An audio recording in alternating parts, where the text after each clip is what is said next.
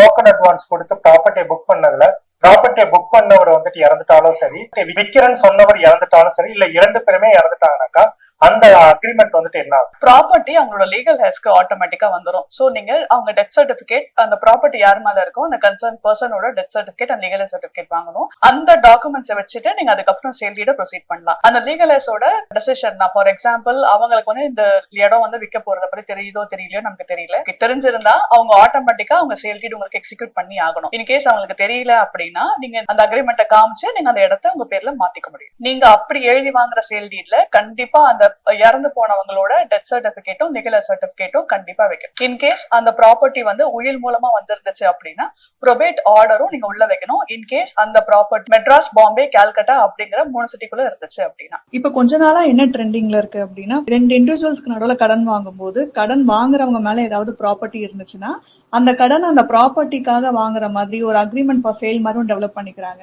So later in case கடன் கொடுக்க default ஆயிடுச்சு, அந்த மாதிரி ஏதாவது இஷ்யூஸ் வந்துச்சு, இஎம்ஐ ப்ராப்பரா பே பண்ணல அப்படின்னா ஸ்பெசிபிக் பெர்ஃபார்மன்ஸ் ஆஃப் சூட் மாதிரி ஒன்று போட்டு ரெக்கவர் பண்ண ட்ரை பண்றாங்க.